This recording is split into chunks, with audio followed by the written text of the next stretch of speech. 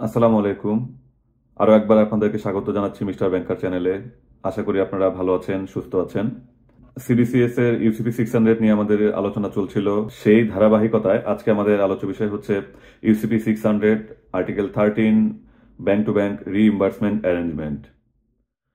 যদিও article number unlucky 13, তবুও এখানে আপনাদের জন্য একটি গুড নিউজ আছে। সেটি হচ্ছে আমরা কিন্তু এই আর্টিকেলটি কমপ্লিট করার মধ্যে দিয়ে ইউসিপি 600 এর 33% কমপ্লিট করে ফেলছি।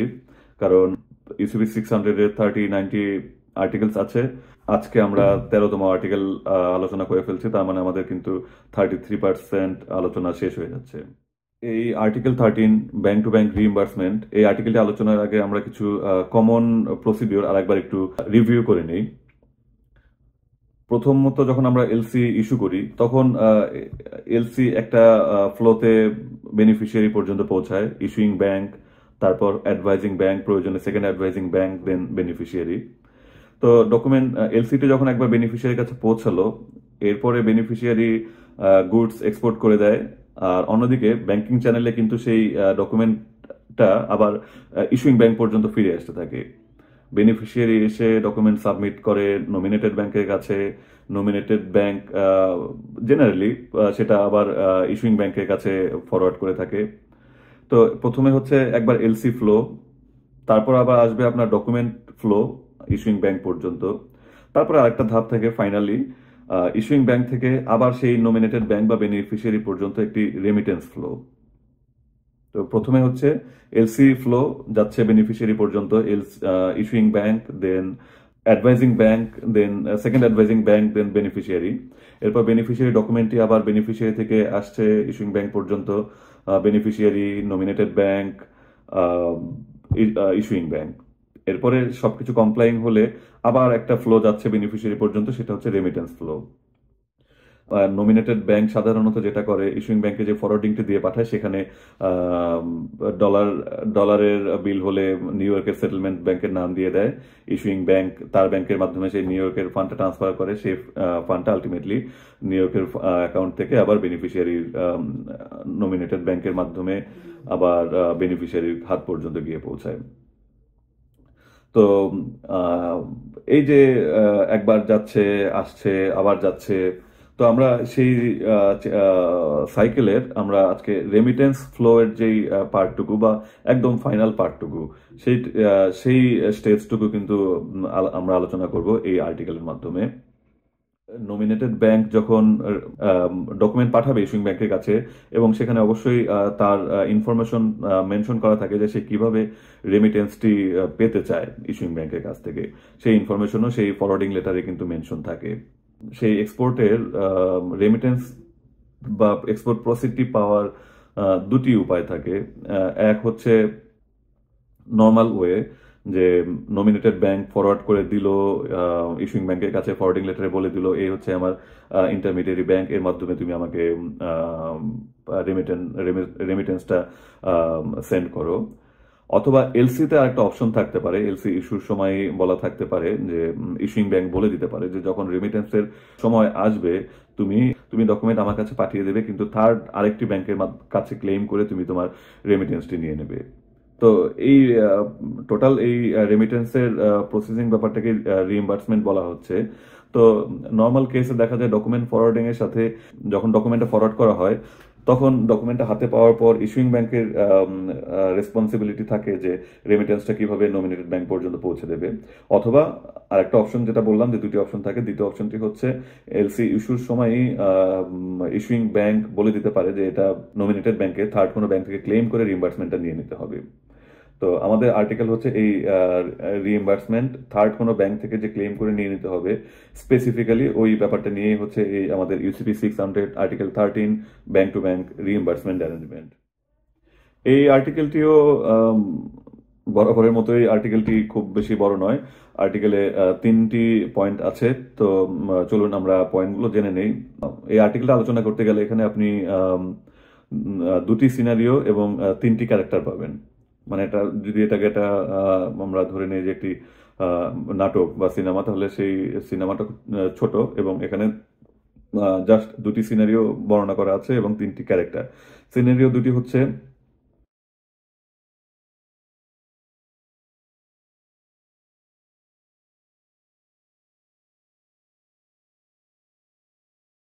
সিনারিও 1 হচ্ছে নমিনেটেড ব্যাংকে রিইম্বার্সমেন্ট পাওয়ার জন্য থার্ড কোনো ব্যাংকে বা রিইম্বার্সিং ব্যাংকে ক্লেম করতে হবে কিনা। আর 2 হচ্ছে যদি ক্লেম করতেই হয় সেই ক্লেমটা ICC rules for bank to bank reimbursement আন্ডারে হবে কিনা। এই হচ্ছে দুটি সিনারিও। আর এই দুটি সিনারিও মাথায় রেখে তারপর হচ্ছে বাকি ক্যারেক্টারগুলোকে নিয়ে আমাদেরকে সাজাতে হবে। ক্যারেক্টারগুলো হচ্ছে ইস্যুইং ব্যাংক, তারপর নমিনেটেড ব্যাংক বা ক্লেমিং ব্যাংক। এখানে নমিনেটেড ব্যাংকের রোলটাকে নমিনেটেড ব্যাংক এবং ক্লেমিং ব্যাংক ইন্টারচেঞ্জেবলি ইউজ হবে এই আর্টিকেলটাতে। আর একটা হচ্ছে আপনার রিইম্বার্সিং ব্যাংক। তো এই আর্টিকেলে আমরা তিনটি ক্যারেক্টার পাচ্ছি কি কি: ইস্যুইং ব্যাংক, নমিনেটেড ব্যাংক বা ক্লেমিং ব্যাংক এবং রিইম্বার্সিং ব্যাংক। তো আমরা আমাদের ভূমিকা শেষে চলে যাই আমাদের মূল পয়েন্টে। এখানে point A, article UCP 600, Article 13, bank-to-bank reimbursement arrangement. Point A. If a credit states that reimbursement is to be obtained by a nominated bank, bracket a claiming bank, claiming on another party, bracket a reimbursing bank, the credit must state if the reimbursement is subject to the ICC rules for bank-to-bank reimbursement in effect on the date of issuance of the credit. তার মানে যেটা বললাম যে দুটি scenario 1 হচ্ছে reimbursement claim করতে হবে কিনা, নমিনেটেড ব্যাংকে থার্ড কোনো ব্যাংকে রিইম্বার্সমেন্ট ক্লেম করতে হবে কিনা। তো এবং যদি কোশ্চেন অ্যান্সার হয় ইয়েস, তাহলে সেই ক্লেমটা আবার ICC rules for bank to bank রিইম্বার্সমেন্টের আন্ডারে হবে কিনা। তো তারপরেও যদি হয় অ্যান্সার ইয়েস, তাহলে ওই রুলসে যা বলা আছে সেদিকে চলে যেতে হবে। আর যদি বলা থাকে যে না, এলসিতে উল্লেখ করা নেই যে ICC rules for bank to bank রিইম্বার্সমেন্টের আন্ডারে হবে না, তাহলে কি করণীয় সেটাও পরবর্তী পয়েন্টগুলোতে বলা আছে। If a credit states that reimbursement is to be obtained by a nominated bank, claiming bank. তো এখানে নমিনেটেড ব্যাংকে কিন্তু ক্লেমিং ব্যাংকের সাথে ইন্টারচেঞ্জেবলি ইউজ হচ্ছে, কারণ রিইম্বার্সমেন্ট যদি ক্লেম করতেই হয় তখন তার নমিনেটেড ব্যাংকের রোল হচ্ছে যখন সে রিইম্বার্সমেন্ট ক্লেম করতে যাবে তখন তার মূল রোল হয়ে যাবে ক্লেমিং ব্যাংক। তো claiming on another party, reimbursing bank. যদি এই পয়েন্টটা বাদে নর্মালি আমরা যেটা হয়, আমরা এক্সপোর্ট ডকুমেন্ট ফরওয়ার্ড করে পাঠিয়ে দিই, ইস্যুইং ব্যাংক নিজ দায়িত্বে আমাদের কাছে রেমিটেন্স পাঠানোর ব্যবস্থা করে। কিন্তু কখনো কখনো এলসিতে আপনার মেনশন করা থাকতেই পারে প্রসিডের জন্য আপনাকে থার্ড কোনো ব্যাংকের কাছে ক্লেম করতে হবে, তখন কিন্তু আসলে এই রুলটি ইফেক্টিভ হবে। এবং ক্রেডিটে বলা থাকলো reimbursement is to be obtained by a nominated bank claiming on another party বলা আছে। তো যদি বলা থাকে তখন আপনার দ্বিতীয় সিনারিওটা সামনে চলে আসছে, সেটা হচ্ছে যে এই ক্লেমটা করতে হবে সেই ক্লেমটা ICC rules for bank to bank reimbursement latest যে ভার্সনটা ইফেক্টিভ সেটা দ্বারা গাইডেড হবে কিনা। তো এখন ICC bank to bank reimbursement কোন ভার্সনটি ইফেক্টিভ সেটা অবশ্যই আপনারা জানেন, যেটাকে আমরা সংক্ষেপে বলি URR 725, uniform rules for bank to bank reimbursement.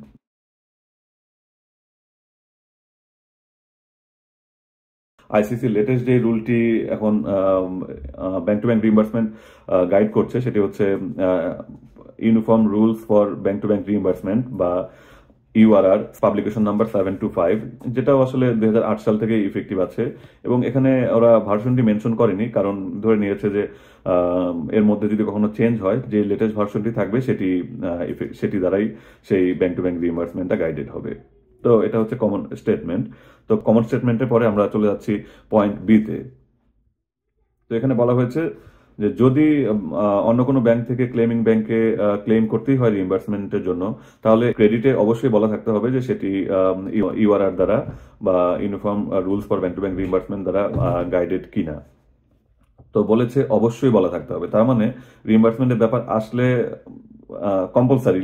Compulsory বলা হচ্ছে যে আপনার URR এর মেনশনটা থাকতেই হবে। আগের পয়েন্টে যদিও বলা হয়েছে the credit must state if the reimbursement is subject to ICC rules. তো তারপরও এক্সেপশন বলে একটা ব্যাপার থাকে, এক্সেপশন একটা ব্যাপার রাখতে হয়। যতই মাস্ট থাকুক, অনেক সময় দেখা যায় যে অনেকে সেটা হয়তো কমপ্লাই করতে পারে না, তো তাদের জন্য এই এক্সেপশন রুলটা রাখা। তো এই এক্সেপশন নিয়ে আমার ভার্সিটির এক টিচারের কথা, এক্সেপশনের ব্যাপার আসলেই মাথায় চলে আসে। তা হচ্ছে তার ভার্সিটিতে এক মালিকানা এবং অংশীদারি ব্যবসায়ের পার্থক্য পড়াচ্ছিলেন। তো তার ছোটবেলার কথা, স্যার যখন ছাত্র ছিলেন তখন তাদের বইতে ছিল যে এক মালিকানা এবং অংশীদারি ব্যবসায়ের মধ্যে মূলত কোনো পার্থক্য নেই। তবে এই তবে বলে নাকি 38টা পয়েন্ট ছিল। তো এখানেও তেমনি যে credit must state if the reimbursement is subject to ICC rules. তো মাস্ট স্টেট মানে আপনার বিকল্প কোনো অপশন থাকার কথা না, কিন্তু তারপরেও ওরা সেই মূলত কোনো পার্থক্য নেই পরে যেমন 38টা পয়েন্ট, এখানেও সে তেমনি একটি অপশন রেখেছে।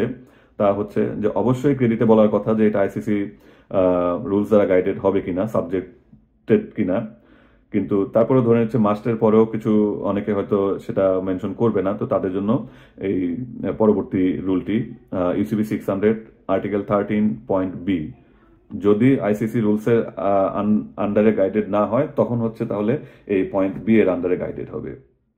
এই পয়েন্ট বিতে আবার জাস্ট 4টা পয়েন্টের আন্ডারে ইউআরআর 725 বা uniform rules for bank to bank reimbursement latest version, সেটাকে 4-5 পয়েন্টে সামারি করার চেষ্টা করা হয়েছে। এটা অনেক সময় দেখবেন যে আমরা ইউটিউবে 3 ঘন্টা 3.5 ঘন্টার সিনেমা না দেখে 5-7 মিনিটের দেখি যে সিনেমার একটা সামারি পাওয়া যায় 5-6 মিনিটের, কিংবা ধরেন আপনার 8-10 ঘন্টা ক্রিকেট ম্যাচ না দেখে 20 মিনিটের একটা হাইলাইটস দেখা যায় ইউটিউবে। তো সেরকম একটা ব্যাপার, আপনি ওই 8-10 ঘন্টার ক্রিকেট ম্যাচটা আপনি 18-20 মিনিটে দেখে ফেললেন। তো এতে আপনি চুম্বক অংশগুলো হয়তো সবই দেখলেন, কিন্তু এর বাইরেও অনেক কিছু ব্যাপার থাকতে পারে, যেটা হচ্ছে সেই আপনি ইউআরআর ফুল রুলটা পড়লে হয়তো আপনি সেই ব্যাপারগুলো জানতে পারতেন। তো না হলেও এখানে যে পয়েন্টগুলো বলা হয়েছে এটি দিয়ে আসলে কাজ চালাতে পারবেন, যেমন ওই সেই হাইলাইটস দেখার মতো ব্যাপার আর কি।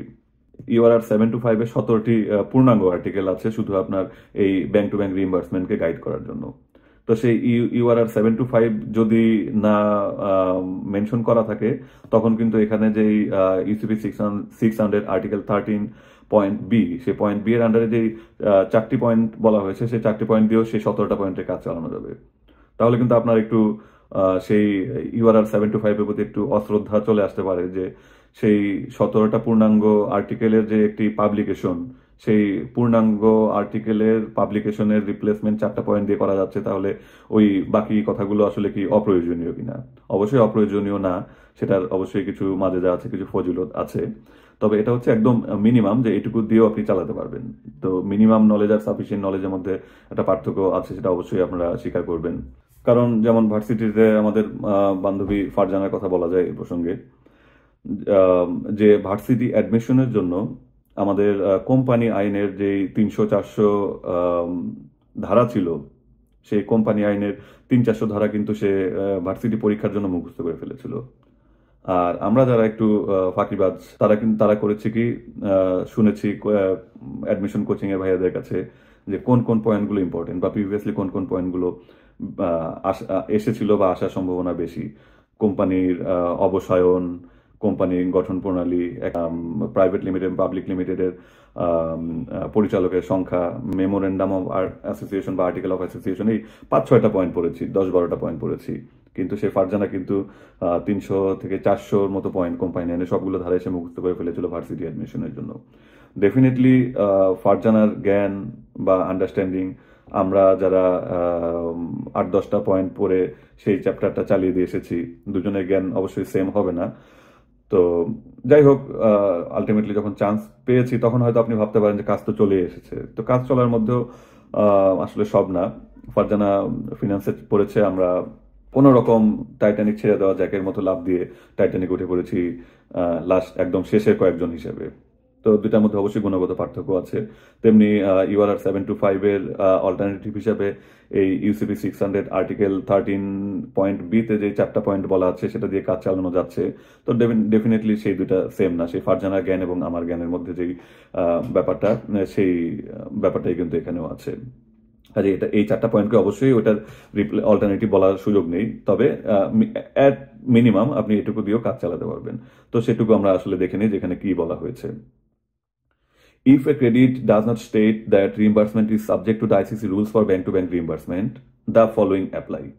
তার মানে বলা হয়েছে আর্টিকেল এ তে যে আপনার এলসিতে যদি বলা থাকে নমিনেটেড ব্যাংকে অন্য কোনো থার্ড ব্যাংক থেকে রিইম্বার্সমেন্ট ক্লেম করে নিতে হবে, তাহলে সাথে অবশ্যই বলা থাকতে হবে যে সেই রিইম্বার্সমেন্ট ক্লেমটা ICC rules for bank to bank reimbursement দ্বারা গাইডেড হবে কিনা। ক্রেডিটে যদি বলা না থাকে যে রিইম্বার্সমেন্টটা ICC rules for bank to bank reimbursement বা ইউআরআর 725 দ্বারা গাইডেড হবে, তাহলে নিচের রুলগুলো ফলো করতে হবে। তো সেই রুলগুলো কি আমরা দেখে নিই। সেই রুলগুলো হচ্ছে article 13 bank to bank reimbursement arrangement point B sub point 1। এখানে যে 4টা পয়েন্ট আছে সেই 4টা পয়েন্টেও আবার ইস্যুইং ব্যাংকের পার্সপেক্টিভ থেকে ব্যাখ্যা করা হয়েছে, নমিনেটেড ব্যাংক বা ক্লেমিং ব্যাংকের পার্সপেক্টিভ থেকে আলোচনা করা হয়েছে, এবং রিইম্বার্সিং ব্যাংকের পয়েন্ট অফ ভিউ থেকে অবশ্য আলোচনা করা হয়েছে। তো সাব পয়েন্ট 1 সেটাতে বলা হয়েছে an issuing bank must provide a reimbursing bank with a reimbursement authorization that conforms with the availability stated in the credit.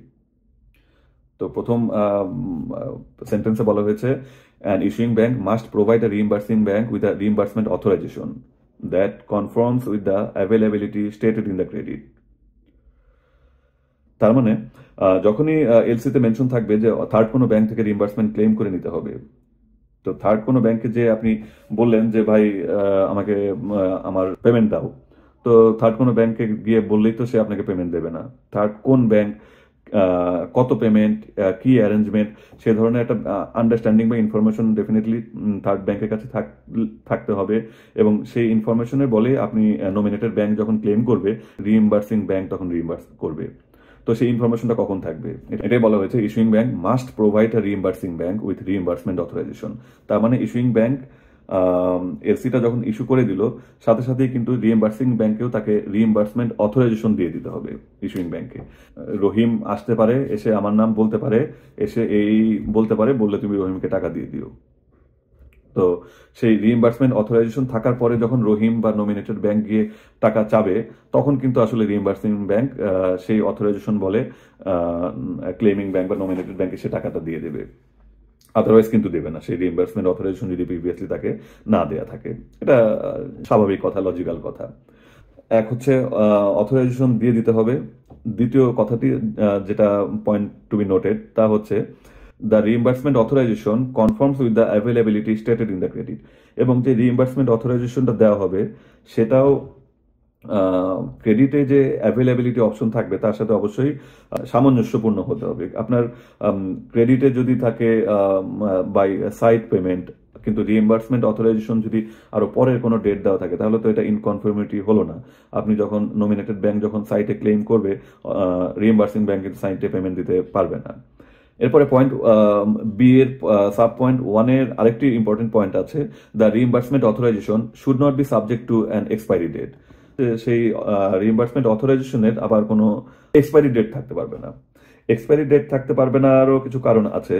আপনার ডকুমেন্ট যখন প্রেজেন্ট করা হলো, নমিনেটেড ব্যাংক করতে যখন ডকুমেন্ট প্রেজেন্ট করা হলো ইস্যুইং ব্যাংকের কাছে, প্রাইমারি এক্সামিনেশনে সেটা ডিসক্রিপেন্ট হতে পারে। তো ডিসক্রিপেন্ট হতে পারে, ইস্যুইং ব্যাংক ডিসক্রিপেন্সি দিয়ে রেখে দিল, লং টাইম এটা নিয়ে কথাবার্তা চললো বায়ার সেলারের, অ্যাপ্লিক্যান্ট বেনিফিশিয়ারির, নমিনেটেড ব্যাংক বা ইস্যুইং ব্যাংকের মধ্যে কমিউনিকেশন চললো। তো ফাইনালি কোন একটা পর্যায়ে গিয়ে আপনার অ্যাপ্লিক্যান্ট কিন্তু সেটা একসেপ্ট করতেও পারে। তো একসেপ্ট করার পরে কিন্তু আবার পেমেন্টের ইস্যুটা চলে আসে। তো আপনার যদি ইস্যুইং ব্যাংক রিইম্বার্সিং ব্যাংকে যদি যে রিইম্বার্সমেন্ট অথরাইজেশনটা দিয়ে থাকলো, সেটা যদি একটা এক্সপায়ারি ডেট থাকে, এবং সেই এক্সপায়ারি ডেটের পরে গিয়ে যদি অ্যাপ্লিক্যান্ট এবং বেনিফিশিয়ারি বা ইস্যুইং ব্যাংকের ব্যাংক এগ্রিমেন্টে পৌঁছায় যে হ্যাঁ আমরা ডকুমেন্ট অ্যাকসেপ্ট করবো এবং পেমেন্ট দেবো, তো তখন আপনি দেখা যাবে যে রিইম্বার্সমেন্ট ক্লেম করলো নমিনেটেড ব্যাংক, সেই ক্লেম কিন্তু রিফিউজড হতে পারে। তো এই কারণে বলা হয়েছে যে ইস্যুইং ব্যাংক রিইম্বার্সিং ব্যাংকে যেই রিইম্বার্সমেন্ট অথরাইজেশনটা দিবে সেটার কোনো এক্সপায়ারি ডেট থাকবে না। তো এরপর আমরা ECB 600 article 13 bank to bank reimbursement arrangement point B sub point 2 তে চলে যাচ্ছি। আগের পয়েন্টটা ছিল আমাদের ইস্যুইং ব্যাংকের কর্তব্য নিয়ে, এবার হচ্ছে ক্লেমিং ব্যাংকের। A claiming bank shall not be required to supply a reimbursing bank with a certificate of compliance with the terms and conditions of the credit. Claiming bank বা ক্লেমিং ব্যাংকের অল্টারনেটিভ নাম কিন্তু এখানে আরেকটা বলা হয়েছে, সেটা হচ্ছে নমিনেটেড ব্যাংক। নমিনেটেড ব্যাংক বা ক্লেমিং ব্যাংক যখন রিইম্বার্সিং ব্যাংকের কাছে রিইম্বার্সমেন্ট ক্লেম করবে, সেটার কিছু ফর্মালিটিস থাকতে পারে, কিন্তু সেখানে অবশ্যই থাকবে না যে এ ধরনের কোনো সার্টিফিকেট বা আন্ডারটেকিং বা গ্যারান্টি নমিনেটেড ব্যাংক প্রডিউস করতে বাধ্য থাকবে না যে এলসি টার্মস, এই ডকুমেন্টটা বা এই ক্লেমটা এলসির সকল টার্মস অ্যান্ড কন্ডিশনস কমপ্লাই করেছে। টার্মস অ্যান্ড কন্ডিশনস কমপ্লাই করেছি কি করেনি সেটা ক্লেমিং ব্যাংক এবং রিইম্বার্সিং ব্যাংকের মধ্যে কোনো আলোচ্য বিষয় না। সেটা আলোচ্য বিষয় হচ্ছে নমিনেটেড ব্যাংক এবং ইস্যুইং ব্যাংকের মধ্যে। যেহেতু রিইম্বার্সিং ব্যাংকে ইস্যুইং ব্যাংক রিইম্বার্সমেন্ট অথরাইজেশন দেয়া আছে, সেই অথরাইজেশন বলে নমিনেটেড ব্যাংক বা ক্লেমিং ব্যাংক যখন রিইম্বার্সমেন্ট ক্লেম করবে, রিইম্বার্সিং ব্যাংক তখন সেই ক্লেম অনুযায়ী ক্লেমিং ব্যাংকে বা নমিনেটেড ব্যাংকে পেমেন্টটা দিয়ে দিবে। কিন্তু সেখানে সেই পেমেন্টটা পাওয়ার জন্য নমিনেটেড ব্যাংকে কোনো ধরনের সার্টিফিকেট, আন্ডারটেকিং বা গ্যারান্টি প্রডিউস করতে হবে না বা সাবমিট করতে হবে না ক্লেমিং ব্যাংকের কাছে। এরপর আমরা চলে যাচ্ছি UCP 600 article 13 bank to bank reimbursement arrangement, point B, sub point 3. An issuing bank will be responsible for any loss of interest together with any expenses incurred if reimbursement is not provided on first demand by a reimbursing bank in accordance with the terms and conditions of the credit. Claiming bank LC terms and conditions অনুযায়ী রিইম্বার্সিং ব্যাংকের কাছে reimbursement claim করলো। তো কোনো কারণে রিইম্বার্সিং bank সেই claim honour করতে ব্যর্থ হলো ফার্স্ট ডিমান্ডে। চাইলো যে ভাই আমাকে টাকা দাও, তার কাছে টাকা নেই, অন্য কোনো সমস্যা থাকতে পারে, যে কোনো কারণেই হোক রিইম্বার্সিং ব্যাংক ফার্স্ট ডিমান্ডে ক্লেমিং ব্যাংকের সেই ক্লেমটি অনার করতে ব্যর্থ হলো বা রিইম্বার্সমেন্ট এক্সিকিউট করতে ব্যর্থ হলো। তো স্বাভাবিকভাবেই সেই পেমেন্ট নির্দিষ্ট ডেটে যে পেমেন্টটি পাওয়ার কথা সেই পেমেন্টটি না পেলে ব্যাক এন্ডে নমিনেটেড ব্যাংকের কাছে কিছু কস্ট এবং এক্সপেন্স ইনকার করতে পারে। প্রথম হতে পারে যে সে যে ক্লেম করলো আবার ক্লেম করতে হতে পারে, সেখানে কেবল চার্জ লাগতে পারে। দ্বিতীয় কথা হচ্ছে এদিকে বিলটা পারচেস করা থাকতে পারে, সেখানে অ্যাডিশনাল ডেজ এর ইন্টারেস্ট আসতে পারে। তো এই ধরনের অনেক কিছুই হতে পারে এবং সেই পেমেন্ট নিয়ে বেনিফিশিয়ারি আবার অন্য কোথাও কমিটমেন্ট থাকতে পারে। এ ধরনের একটা চেইন, আপনার যা টাইমলি হওয়ার কথা সেটা একবার ফেল হলে তার একটা চেইন রিয়াকশন আসলে কিন্তু থাকে। তো সেই চেইন রিয়াকশনের অবশ্যই চেইন রিয়াকশন অফ এক্সপেন্সেস এবং কস্ট রিলেটেড। তো এটাই বলা হচ্ছে an issuing bank will be responsible for any loss of interest together with any expenses incurred if reimbursement is not provided on first demand by a reimbursing bank in accordance with the terms and conditions of the credit. যদি reimbursement ক্লেমটা LC terms and condition অনুযায়ী হয়ে থাকে এবং সেটা যদি first ডিমান্ডে honour না হয় বা পেইড এক্সিকিউটেড না হয়, তাহলে তার সাথে রিলেটেড যে অ্যাসোসিয়েটেড কস্ট এবং এক্সপেন্স বা ইন্টারেস্টগুলো আছে নমিনেটেড ব্যাংকের বা ক্লেমিং ব্যাংকের, সেগুলো পে করতে কিন্তু বাধ্য থাকবে ইস্যুইং ব্যাংক। কারণ ক্লেমিং ব্যাংকের কাছে রেসপন্সিবিলিটিটা কিন্তু আসলে রিইম্বার্সিং ব্যাংকের চেয়ে ইস্যুইং ব্যাংকের বেশি। পেমেন্টটা ইস্যুইং ব্যাংকে করার কথা এবং ইস্যুইং ব্যাংকে সিলেক্ট করে দিয়েছে যে তুমি অমুক ব্যাংকের কাছে গিয়ে পেমেন্ট ক্লেম করবে।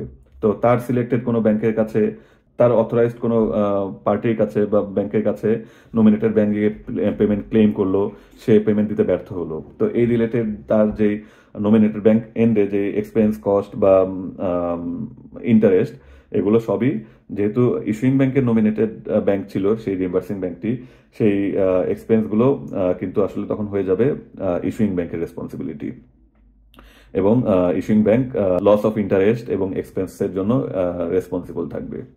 আমরা চলে যাচ্ছি পরবর্তী পয়েন্টে, বা ইউআরআর 7 to 5 এর অল্টারনেটিভ যে 4টি পয়েন্ট, 8 ঘন্টার ক্রিকেট ম্যাচের যে 20 মিনিটের হাইলাইট, সেই হাইলাইটের লাস্ট পয়েন্টে UCP 600 Article 13 bank to bank reimbursement arrangement, point B, sub point 4. Sub point 4টা একটু বড়, কয়েকটা লাইন আছে, আমরা একটু ভেঙে ভেঙে পড়ি। আগের পয়েন্টে আমরা পড়লাম যে যদি কোনো অ্যাডিশনাল খরচ হয়, ইন্টারেস্ট ইনকার করে, সেগুলো ইস্যুইং ব্যাংকের রেসপন্সিবিলিটি হয়ে যাবে। তো এখানেও আবার বলা হচ্ছে এই রিলেটেড আরেকটি point, point 4, sub point 4, reimbursing banks charges are for the account of the issuing bank. Normally যদি কিছু বলা না থাকে, আমরা আগেও দেখেছি এলসি যখন অ্যাডভাইস করা হবে সেই অ্যাডভাইসের চার্জও ইস্যুইং ব্যাংকের রেসপন্সিবিলিটি। যদিও বলাও থাকে যে বেনিফিশিয়ারি দেবে, বেনিফিশিয়ারি থেকে রিকভার করা না গেলে সেটা আবার ইস্যুইং ব্যাংকের রেসপন্সিবিলিটি। এখানেও আগের পয়েন্টে দেখলাম যে ফার্স্ট ডিমান্ডে যদি সেই রিইম্বার্সমেন্ট ক্লেম অনার না হয়, এই রিলেটেড ইন্টারেস্ট এবং এক্সপেন্সগুলো ইস্যুইং ব্যাংকের রেসপন্সিবিলিটি। এখানেও বলা হচ্ছে যে রিইম্বার্সিং ব্যাংকের তো একটা ফি আছে, রিইম্বার্সিং ব্যাংক কেন এই সার্ভিসটি দিতে যাবে? অবশ্যই তার কোনো গেইন আছে বলে সে যাবে এবং সেই এক্সপেন্সটা সেটাও জেনারেলি ইস্যুইং ব্যাংকের উপরে গিয়ে বর্তাবে। তবে However, if the charges are for the account of the beneficiary, it is the responsibility of an issuing bank to so indicate in the credit and in the reimbursement authorization. Generally কিছু বলা না থাকে, silent থাকলে সেটা হচ্ছে issuing ব্যাংকের responsibility. কিন্তু যদি সেই চার্জটা বেনিফিশিয়ারির উপর দিতে হয়, তাহলে সেটা অবশ্যই এলসিতে স্পষ্ট ভাষায় উল্লেখ থাকতে হবে যে রিইম্বার্সিং ব্যাংকের চার্জগুলো বেনিফিশিয়ারি বিয়ার করবে। সেটা এলসিতেও মেনশন থাকতে হবে বেনিফিশিয়ারি বিয়ার করবে, এবং সেটা রিইম্বার্সমেন্ট অথরাইজেশনেও থাকতে হবে যে তোমার রিইম্বার্সিং ব্যাংকের চার্জ বেনিফিশিয়ারি থেকে ডিডাক্টেড হবে। সেটা আমরা কিন্তু এলসি অ্যাডভাইজের ক্ষেত্রেও দেখেছিলাম। সেম কনসেপ্টটাই কিন্তু এখানে আরেকবার অ্যাপ্লাই হচ্ছে। এলসি অ্যাডভাইজের ক্ষেত্রে দেখেছি অ্যাডভাইজিং চার্জগুলো নর্মালি ইস্যুইং ব্যাংকের, তবে যদি বেনিফিশিয়ারির উপর দিতে হয় বলা থাকতে হবে যে বেনিফিশিয়ারি থেকে যদি সেই চার্জ রিকভার করা না যায়, তাও কিন্তু সেটা আবার ইস্যুইং ব্যাংকের রেসপন্সিবিলিটি। এখানেও তাই, যদি কিছু বলা না থাকে তাহলে এই রিইম্বার্সিং ব্যাংকের চার্জগুলো হচ্ছে ইস্যুইং ব্যাংকের রেসপন্সিবিলিটি। যদি চার্জটা বেনিফিশিয়ারির উপর হতে হয় সেটা এলসিতে স্পষ্ট ভাষায় উল্লেখ থাকতে হবে, এবং ইস্যুইং ব্যাংক যখন রিইম্বার্সিং ব্যাংককে রিইম্বার্সমেন্ট অথরাইজেশন দিবে সেখানেও মেনশন করা থাকতে হবে। তারপরেও কথা আছে, if a reimbursing bank's charges are for the account of the beneficiary, they shall be deducted from the amount due to a claiming bank when reimbursement is made. তার মানে বলা হচ্ছে যদি সেটা বেনিফিশিয়ারির উপর থাকে, তখন বেনিফিশিয়ারি যখন ক্লেম করবে সেই ক্লেম সেটেলমেন্টের সময় সেখান থেকে ডিডাক্ট করে বাকি টাকাটা ক্লেমিং ব্যাংকে দেওয়া হবে। ফর এক্সাম্পল ধরে নিচ্ছি ক্লেমিং ব্যাংক বা নমিনেটেড ব্যাংক $100 ক্লেম করলো, রিইম্বার্সিং ব্যাংকের চার্জ আছে $5, তাহলে সেটা ডিডাক্ট করে যখন চার্জগুলো বেনিফিশিয়ারির উপর থাকবে এবং ক্লেমিং ব্যাংক যখন রিইম্বার্সমেন্ট ক্লেম করবে, সেটা ফাইনাল সেটেলমেন্টের সময় রিইম্বার্সিং ব্যাংক তার $5 ডিডাক্ট করে ক্লেমিং ব্যাংকে বা নমিনেটেড ব্যাংকে $95 রেমিট করবে। এরপরে আবার সেই যে ফাইনাল কথাটা অ্যাডভাইজিং এর ক্ষেত্রে যে লাস্ট পয়েন্টটা ছিল, if no reimbursement is made, the reimbursing bank charges remain the obligation of the issuing bank. এখন বলা হলো যে রিইম্বার্সিং চার্জ বেনিফিশিয়ারি থেকে ডিডাক্ট করা হবে, কোনো কারণে কোনো রিইম্বার্সমেন্ট ক্লেম আসলোই না, এলসি হয়েছিল পরবর্তীতে ডকুমেন্ট হয়নি, এক্সপোর্ট এক্সিকিউট হয়নি, বা যে কোনো কারণেই হলো যে, বা কোর্ট স্টে অর্ডার আছে পেমেন্ট দেওয়ার ব্যাপারে, তো কোনো রিইম্বার্সমেন্ট ক্লেমই হলো না। কিন্তু সেই যে ইস্যুইং ব্যাংকের অথরাইজেশন পেয়ে রিইম্বার্সিং ব্যাংক যে একটা অ্যারেঞ্জমেন্ট নিয়ে বসে আছে, সেখানে তাদের একটা সময়, শ্রম, ফান্ড অ্যালোকেশন, একটা ইনভলভমেন্ট ছিল, তো সেগুলো ডেফিনেটলি একটি কস্ট আছে। তো সেই কস্টটা কে দেবে? বলা হয়েছে যে হ্যাঁ, কস্টগুলো বেনিফিশিয়ারি থেকে নেওয়া হবে, কিন্তু কোনো রিইম্বার্সমেন্ট ক্লেমই হলো না। তো তখনও বলা হচ্ছে যে এ ধরনের কেসেও সেই কস্ট কিন্তু সেই ইস্যুইং ব্যাংকের উপর গিয়েই পড়বে। তো আজকে ওই পয়েন্ট আমরা শেষ পয়েন্টে চলে এসেছি। ECB 600 Article 13 Bank to Bank Reimbursement Arrangement Point C. An issuing bank is not relieved of any of its obligation to provide reimbursement if reimbursement is not made by a reimbursing bank on first demand. তো এখানে ধরে নিলাম issuing bank হচ্ছে royal bank of Canada, exporting bank হচ্ছে বাংলাদেশের mercantile bank limited. Royal bank of Canada বলে দিল যে ফান্ডটা নিতে হবে standard chartered bank new York থেকে ক্লেম করে ফান্ডটা নিতে হবে।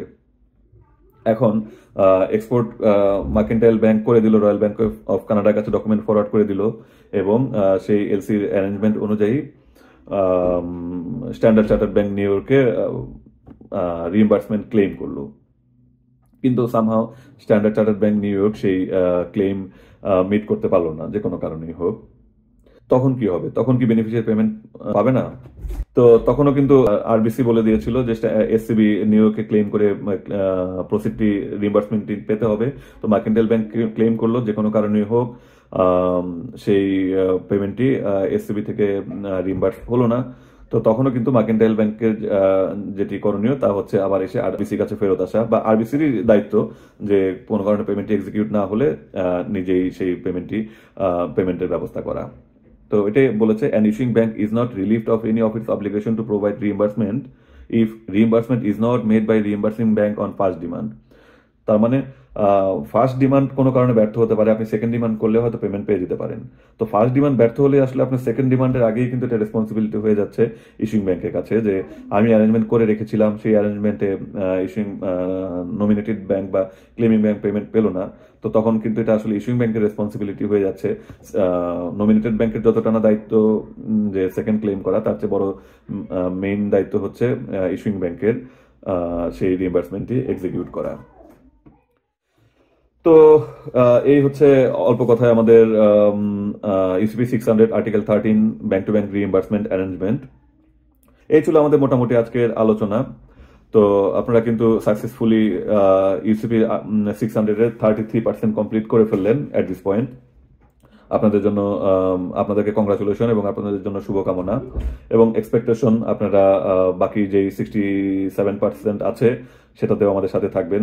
রিসেন্টলি কিন্তু আপনাদের ইন্টারাকশনে আমি ইমপ্রেসড এবং ইন্সপায়ার্ড, ভালো রিয়াকশন পাওয়া যাচ্ছে। এভাবেই আশা করি সাথে থাকবেন এবং মোটিভেট করে যাবেন। সবগুলো আর্টিকেল শেষ করব, সেই পর্যন্ত সাথে থাকবেন। আজ এ পর্যন্তই। ভালো থাকবেন, সুস্থ থাকবেন। পরবর্তীতে কোনোদিন আমরা আর্টিকেল 14 নিয়ে আবার আপনাদের মাঝে হাজির হব। সে পর্যন্ত আল্লাহ হাফেজ।